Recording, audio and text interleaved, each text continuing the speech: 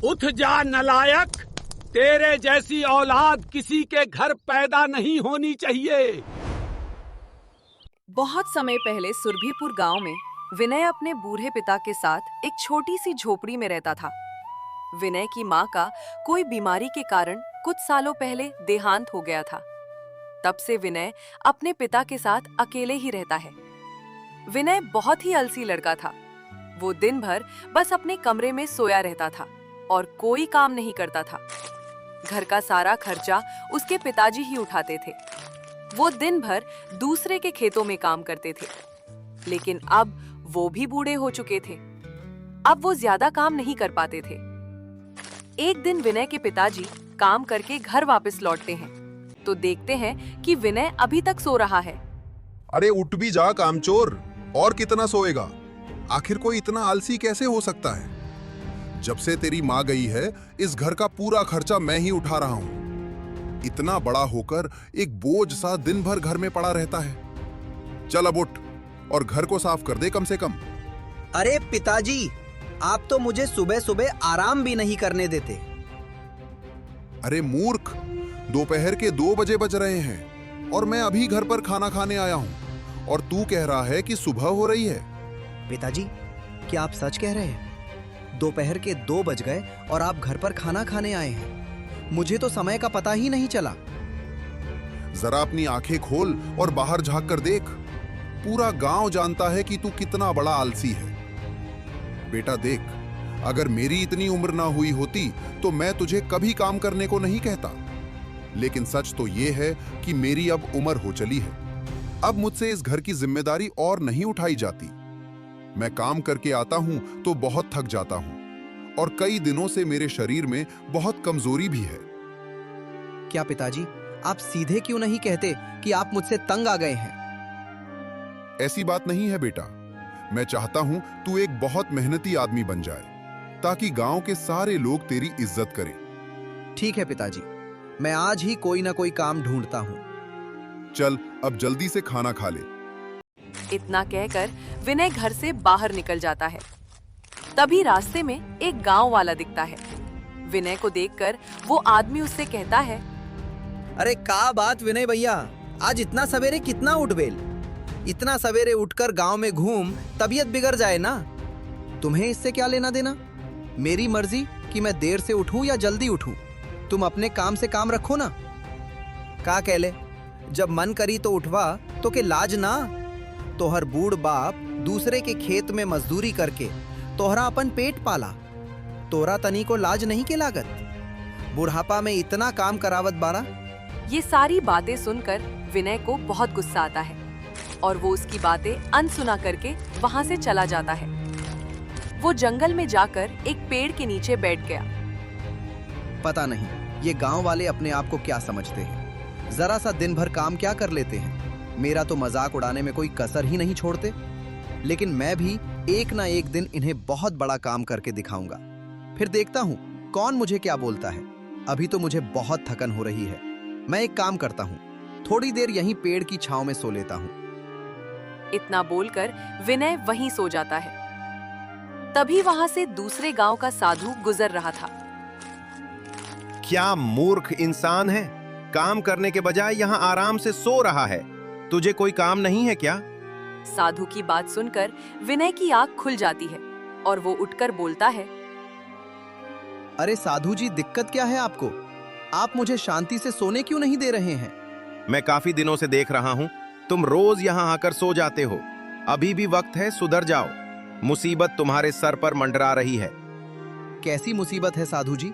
आप यहाँ से जाओ ना, मुझे शांति से सोने दो। मैंने तुम्हारे जितना आलसी आदमी अपने जीवन में कभी नहीं देखा। कोई ना कोई काम ढूंढने के बजाय तुम रोज यहाँ आकर सो जाते हो। अरे नहीं नहीं, ये क्या कह रहे हैं आप? मैं गांव में काम ढूंढने ही निकला था, लेकिन गांव के एक आदमी ने मेरा दिमाग खराब कर दिया। इसलिए बस यहाँ बैठकर थोड़ा आराम कर रहा था। अरे आलसी आदमी, ये क्यों नहीं कहता कि काम ढूंढने से निकला था, लेकिन मन नहीं किया तो यहाँ पेड़ के नीचे आकर बैठा है। लेकिन तुझसे बात करके मैं अपना समय क्यों बर्बाद कर रहा हूँ? मुझे और भी जरूरी काम है। इतना कहकर साधु जी वहां से चले जाते हैं। वो एक बहुत विद्वान साधु थे। लेकिन विनय पर उनकी बातों का कोई असर नहीं होता और वो फिर से सो जाता है।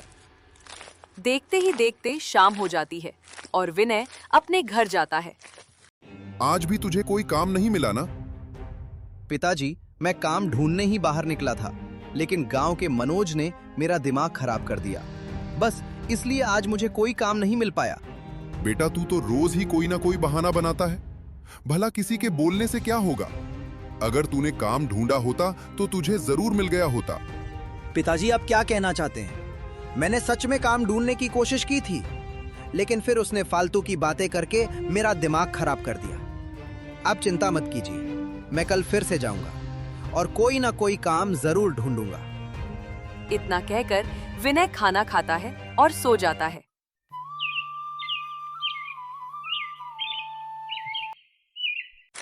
अगले दिन सुबह खाना खाकर विनय काम की तलाश में निकल जाता है और हमेशा की तरह जंगल में जाकर उसी पेड़ के नीचे सो गया। उसके पिता ने समझा कर थक चुके थे। अब धीरे धीरे उनकी तबीयत भी खराब होने लगी थी। एक दिन विनय ने उठकर देखा तो उसके पिता अभी तक सो रहे थे।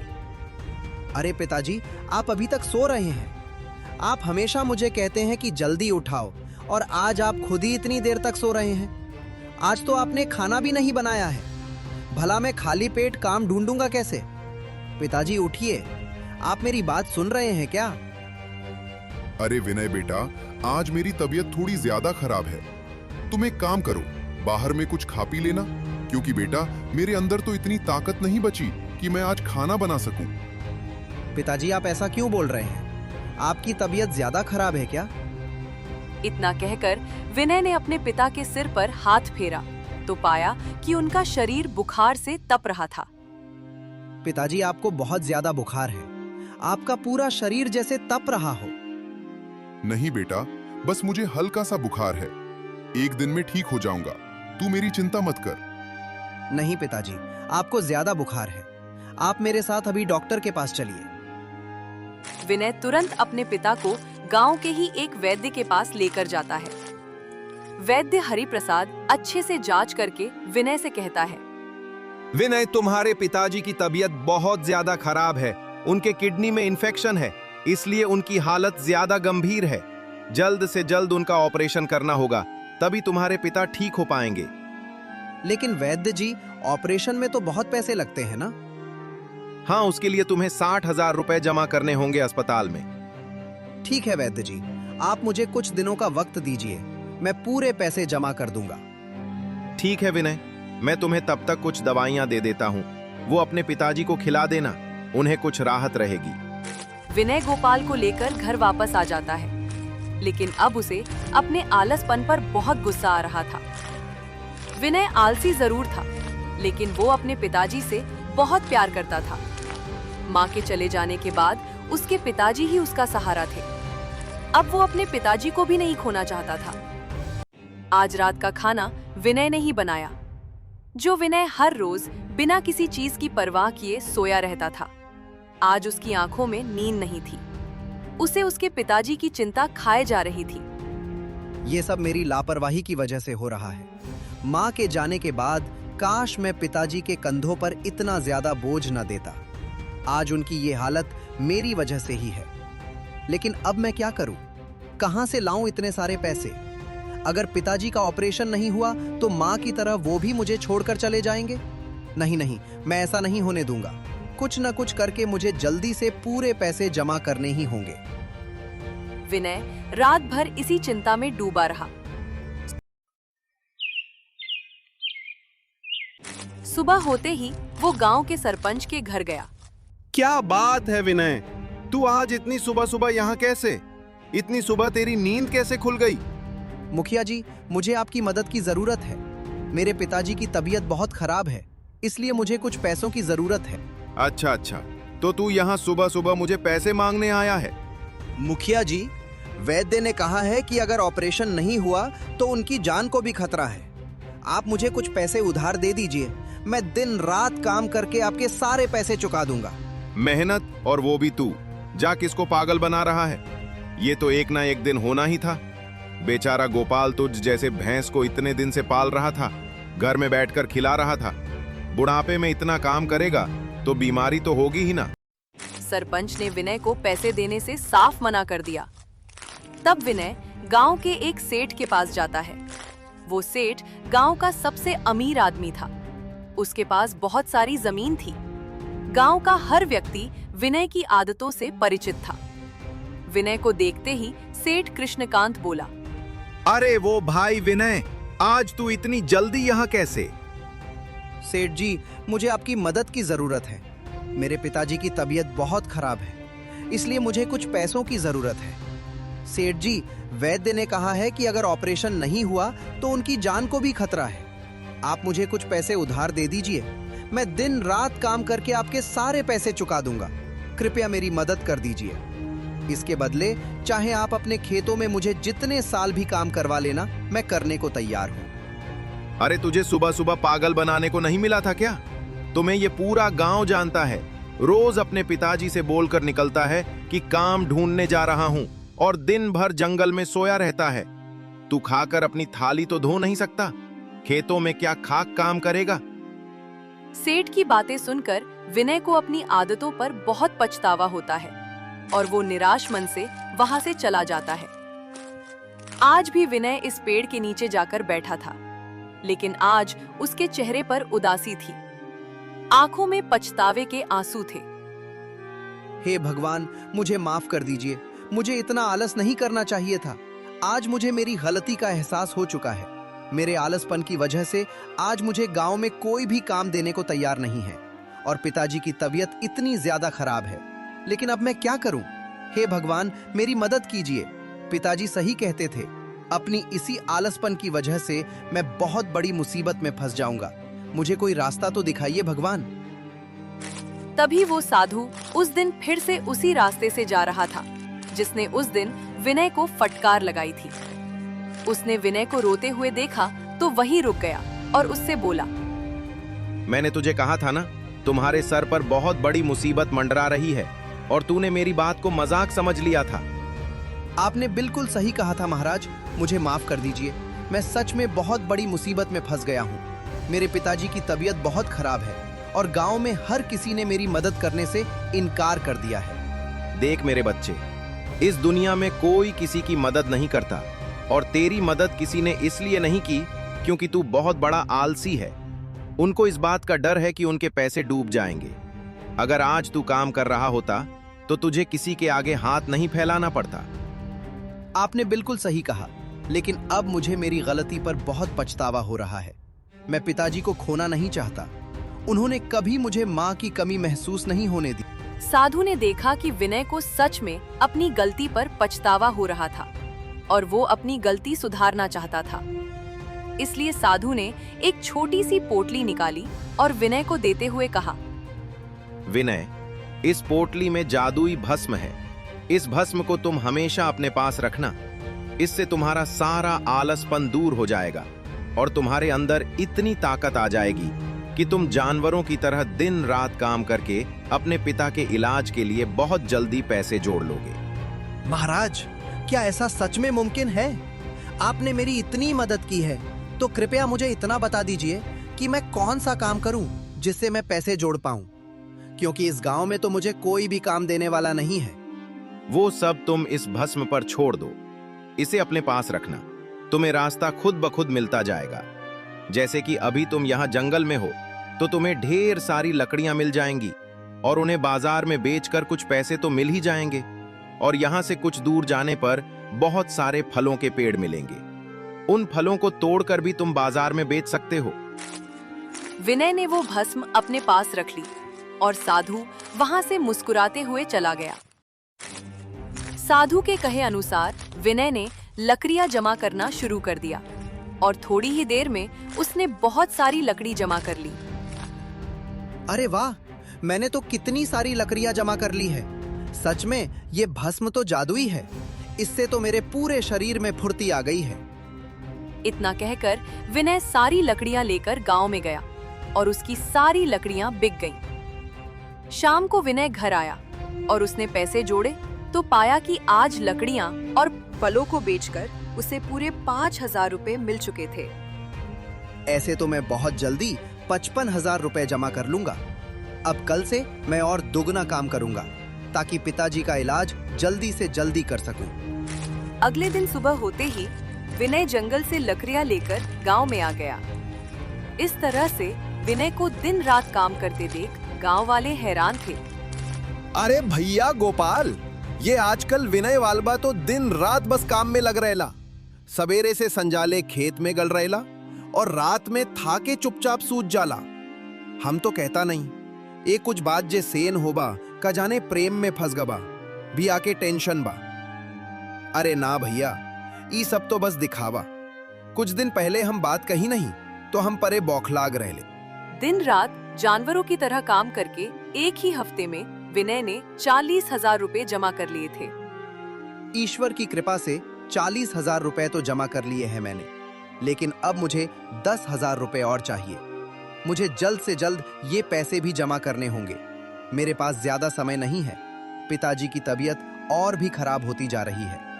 विनय ने गोपाल के पास जाकर देखा तो उसकी हालत पहले से ज्यादा खराब थी। खांसी ने गोपाल को अंदर से और तोड़ दिया था। वह बहुत कमजोर हो चुका था। ये सब देखकर विनय और चिंतित हो गया। मुझे कल ही पिताजी को वैद्य के पास लेकर जाना होगा। मैं कल ही सेठ जी के पास फिर से जाऊंगा काम मांगने। हो सकता है इस बार वो मुझे काम दे दे। अगले दिन फिर से विनय सेठ के पास जाता है। सेठ जी, उस दिन तो आपने मुझे आलसी कहकर भगा दिया था, लेकिन मैंने पूरी मेहनत करके 40,000 रुपए जमा कर लिए हैं। अब सिर्फ 10,000 रुपए घाट रहे हैं मालिक। कृपया मेरे पिताजी की जान के खातिर मुझे काम दे दीजिए। उनकी तबीयत बिगड़ती जा रही है। मैं दिन रात काम करूंगा मालिक, कृपया मुझे काम पर रख लीजिए। अच्छा ठीक है विनय, मैं तुम्हें पैसे तो दे दूंगा, लेकिन उसके लिए मेरी एक शर्त है। तुम्हें मेरे खेतों को जोतना पड़ेगा। जितने बीघा खेत तुम जोतोगे उतने में तुम्हें दूंगा। मंजूर है तो बोलो। ठीक है मालिक, तो मैं अभी से ही काम शुरू कर देता हूँ। आपका बहुत बहुत धन्यवाद मालिक। दिल में अपने पिताजी को बचाने की उम्मीद लिए हुए विनय खेतों में हल चलाना शुरू कर देता है। दिन भर बिना आराम किए वह खेतों में काम करता रहा। उसकी मेहनत का पसीना ये गवाही दे रहा था कि उसके दिल में पछतावे की आग जल रही थी। सुबह से शाम हो गई, लेकिन विनय अभी भी काम कर रहा था। अगले दिन सुबह सेठ अपने खेतों पर आया तो उसने देखा कि विनय अब तक काम कर रहा था। वह अपने 10 बीघा खेत को जोता हुआ देखकर हैरान रह गया। अरे वो लड़के, तू इतनी मेहनत करेगा मैंने सोचा भी नहीं था। तूने कल से बिना आराम किए मेरे 10 बीघा खेत को जोत दिया। मैं तुम्हारे काम से बहुत खुश हूँ। आज मैं तुम्हें 15,000 रुपए दूंगा। आज ही तुम अपने पिताजी का इलाज करवा लो। विनय तुरंत वह पैसे लेकर अस्पताल में वैद्य के पास जमा कर देता है और अपने पिताजी का इलाज करवाता है। कुछ दिन बाद ही विनय के पिता पूरी तरह से ठीक हो जाते हैं। बेटा, आज मुझे बहुत गर्व हो रहा है तुझ पर। आज तेरी वजह से मेरी जान बच पाई है।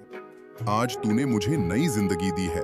पिताजी, आप ये कैसी बात कर रहे हैं? माँ के जाने के बाद आपने ही तो मुझे पाला है। गोपाल के ठीक हो जाने के बाद भी विनय ने अपना काम नहीं छोड़ा। एक दिन विनय हमेशा की तरह जंगल में लकड़ी काट रहा था। तभी उसे पीछे से एक आवाज सुनाई देती है। कैसे हो विनय? विनय ने पीछे मुड़कर देखा तो वहाँ वही साधु खड़े थे। उन्हें देखकर विनय बहुत खुश हुआ। अरे महाराज, आप यहाँ? आपका बहुत बहुत धन्यवाद। आपके उस भस्म की वजह से मुझे नई जिंदगी मिली। मेरे पिताजी का भी अच्छे से इलाज हो गया। अब वो बिल्कुल ठीक है। आपकी वजह से आज मेरे घर में किसी चीज की कमी नहीं है। आपका ये आभार मैं जीवन भर नहीं भूलूंगा। आपका बहुत बहुत धन्यवाद। साधु मुस्कुराए और विनय से कहा, अरे बेटा विनय, मैंने तो कुछ भी नहीं किया है। यहाँ तक कि वो भस्म भी जादुई नहीं थी। मैंने तो बस तुम्हारा आत्मविश्वास जगाने के लिए कहा था कि वो भस्म जादुई है, ताकि तुम इसी के सहारे काम कर सको। ताकत इस भस्म के अंदर नहीं, बल्कि असली ताकत तो तुम्हारे अंदर है। मैं तो बस तुम्हारे अंदर सोए हुए मेहनती इंसान को जगाना चाहता था, इसलिए मैंने ऐसा किया। वो भस्म तो बस राख थी बेटा।